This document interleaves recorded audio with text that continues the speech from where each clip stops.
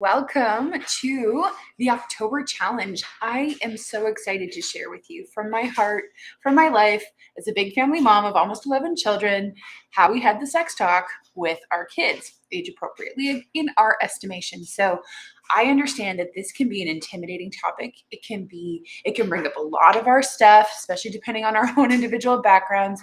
And I want you to right off the bat, I see this really as a parental judgment call ultimately. It's not a one size fits all approach. I mean, different parents are going to do this in different way because God has called you to be the parent of your children for such a time as this. So my heart is to share this week. I'm going to go live 5 times where I normally go 3 times at 11:30 Eastern Standard Time for about 10-15 minutes. Just going to share from my heart and my life of how we approached it with my firstborn daughter and also with our sons, of which we have 7. So obviously we haven't had the talk with all of them because we have our oldest is now 16, almost 17. Oh my goodness. And our youngest is almost 2 and baby on the way in T-8 weeks exactly today. So we're in the thick of it. Like we're big family parents. We have 3+ children. And at the same time, we've had to grow in grace as well because I didn't grow up in a Christian family. So my experience with the talk was very, what would be called in more Christian language, very worldly. I went to Catholic school and we started sex ed in grade 6, which was just with our mixed classroom. It was totally weird. It was totally cringe. I remember them pulling these pictures down, how they used to have slide projectors if you were, born in the late 70s like I was and went to school in the 80s, 90s.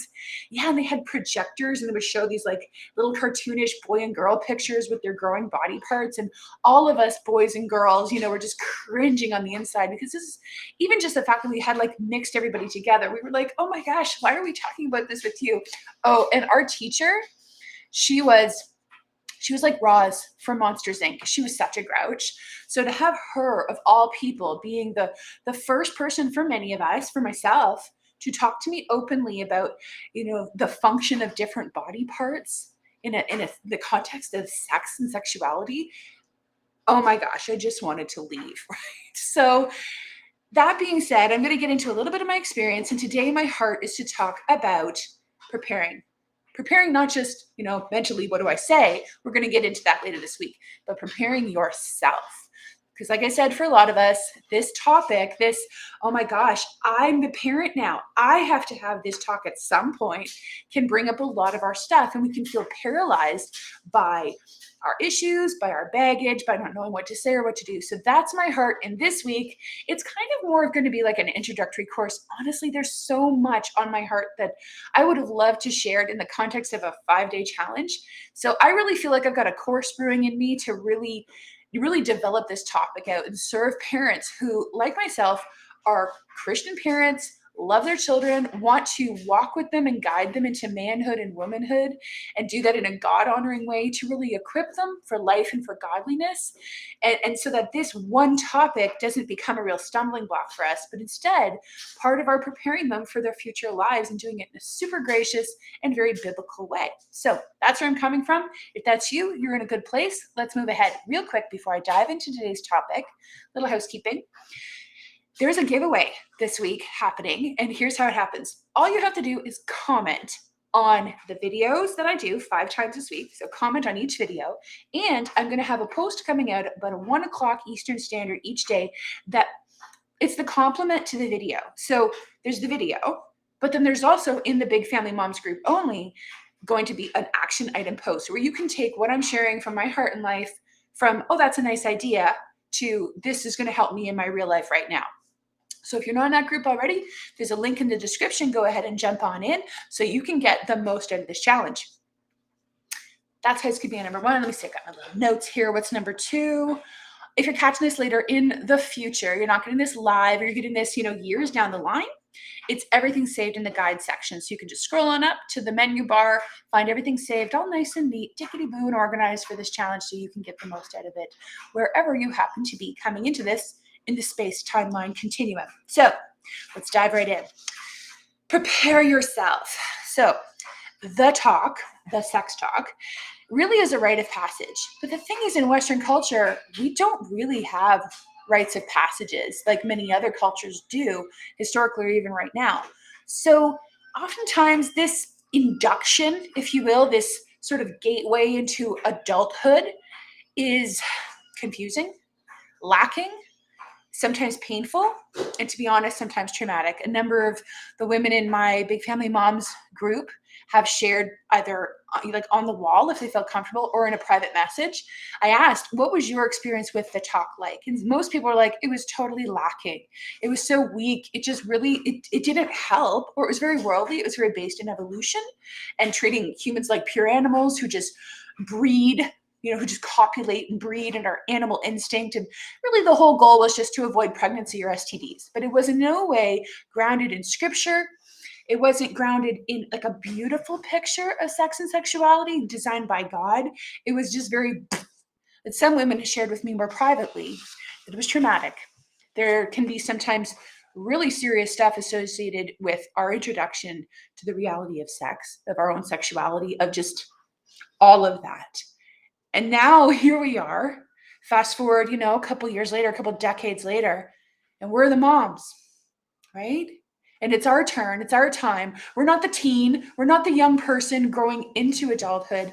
Now we're the ones leading our own children into adulthood. And it's like, all of a sudden, things get real, really fast. And most moms that I've talked to don't feel equipped to do this. They feel nervous. They feel intimidated. They feel overwhelmed. They feel like they're going to barf the idea of having this conversation. Hey, bud, can I have a little more space? Thanks.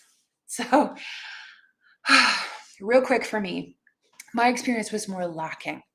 My mom pulled me aside when I was 13 and just had this quick little, so do you kind of know how that works talk? And I was like, well, yeah, we've been talking about this in school, but what I didn't tell her is the kids on the schoolyard playground, the kids in my neighborhood, yeah, they were my primary instructors, right?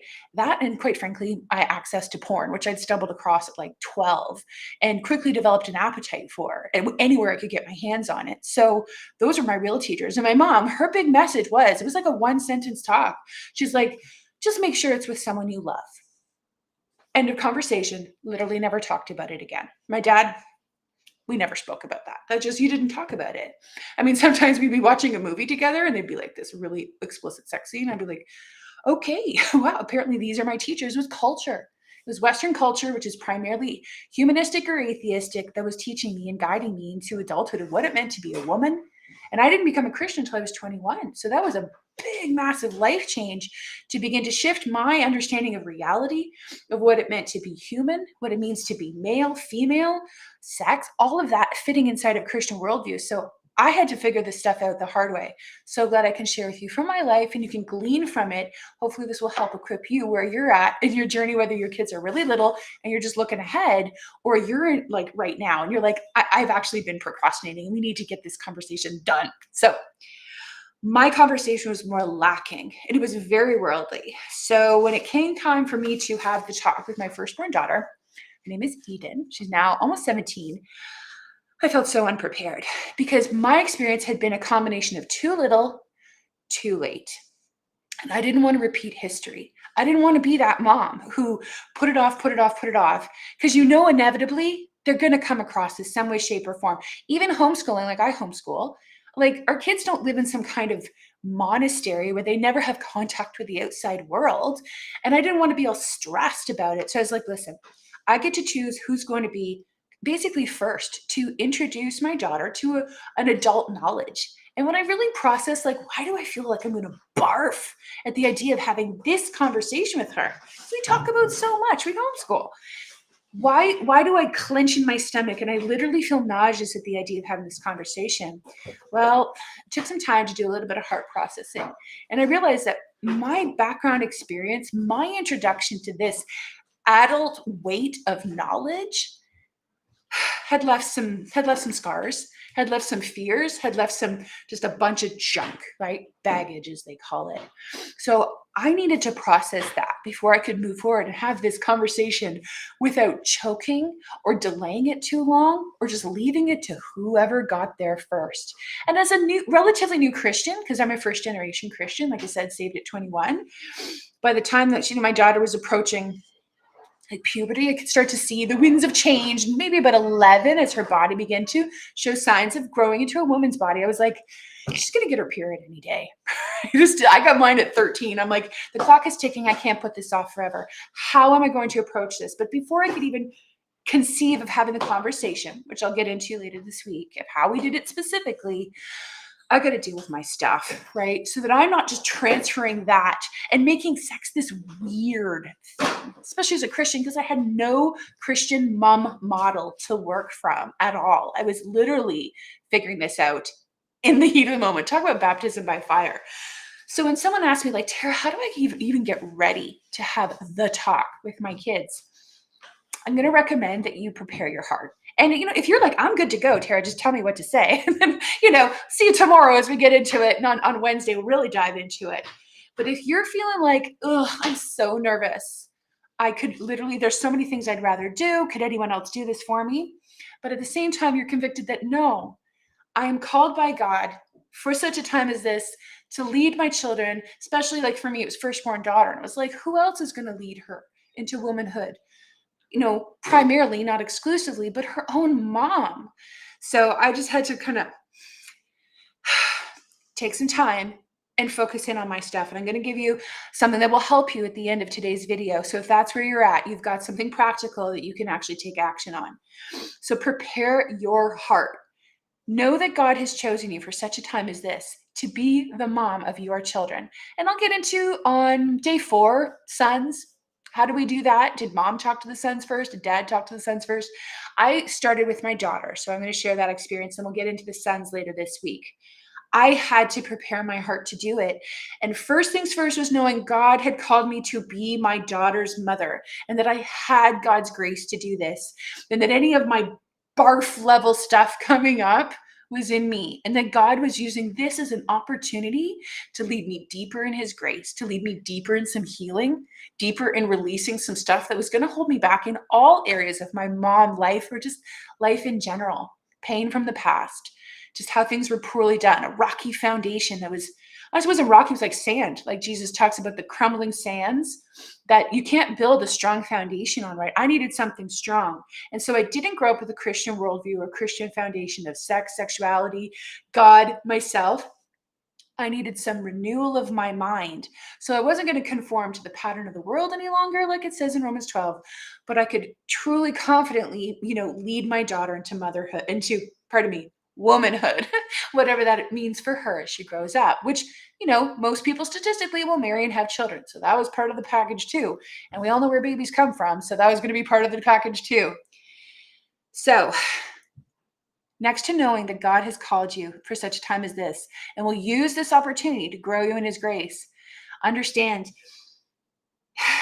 you need to do this. If this is resonating with you and you're like, I'm so scared, I feel so inadequate, God's grace is sufficient for you. This is the hour that he's called you to grow in his grace, to overcome the stuff from the past. Doesn't mean you'll never think about it again and you'll never have to process it again, but this is maybe the time that you've been putting it off.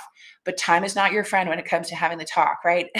I mean, I can wait years before I get around to doing something, but our children are just, time is marching forward every day.